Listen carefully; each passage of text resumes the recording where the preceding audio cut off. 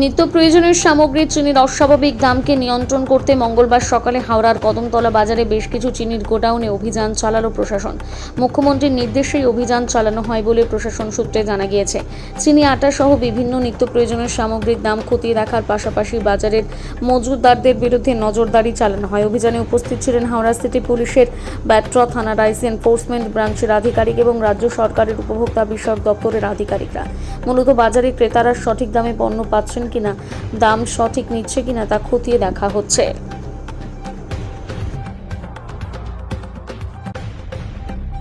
কিন্তু আমরা ওখানে ইন্সপেকশনের সময় গিয়ে দেখলাম যে বেশ কিছু কাঠের দাঁড়িপাল্লা ওখানে ব্যবহৃত হচ্ছে। তা আমাদের আইন অনুযায়ী এই কাঠের দাঁড়িপাল্লা এনারা ব্যবহার করতে পারেন না, এটা বেআইনি। তা যেহেতু তাদের কাছে অনেক সবজি টবজি রয়েছে, আজকে আমরা জাস্ট একটা সচেতনতা বাড়ানোর জন্যে তাদেরকে ওয়ার্নিং দেওয়া হলো এবং খুব অল্প পিরিয়ডের মধ্যে আমরা আবার রেড করব। রেড করে যদি দেখি তারা এই ব্যবহার বন্ধ না করেছেন, আমরা তখন আইনগত যে ব্যবস্থা দেওয়া সেটা করব।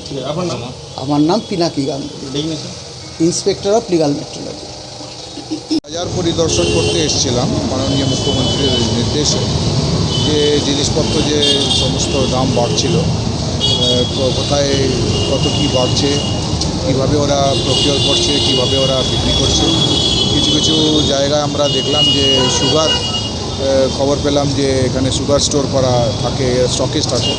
তো এখানেও দেখলাম গিয়ে এসে যে কত ওরা স্টকের থেকে বেশি যেন না স্টোর করে থাকে। ওদের কাছ থেকে ওদের কারণটা জানলাম যে কেন সুগারের দাম বাড়ছে, কোথা থেকে ওরা আনে। এইগুলো আমরা সংগ্রহ করলাম। আরও এই অভিযানটা চলবে আমাদের প্রত্যেক দিন। এই সপ্তাহে আমরা তৎপর থাকবো। যারা স্টকেস আছে, তারা হোল্ডার আছে, কিছু বেনিয়ম থাকলে আমরা আইনত ব্যবস্থা নেব। আজকে কি কিছু গরমিল ধরা পড়লো? না, গরমিল সেরকম আমরা ধরা পড়েনি। আমরা মূলত বাজারে বেশি ফোকাস করেছিলাম।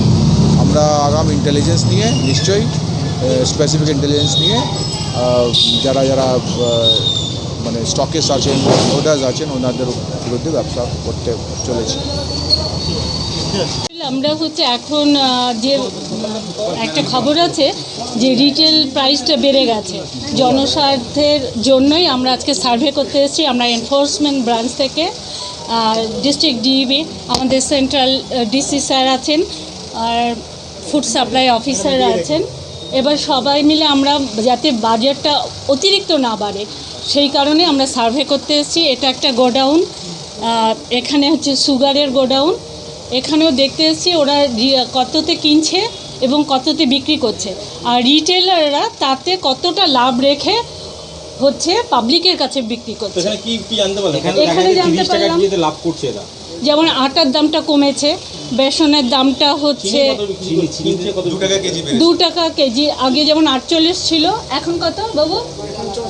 64 টাকায় ওরা বস্তা, মানে 50 কিলো বিক্রি করছে। পার কিলো 64 কিলো বিক্রি করছে। আর মার্কেটে তো আপনারা জানেন একটা সুগারের দামটা অত্যধিক বেড়েছে।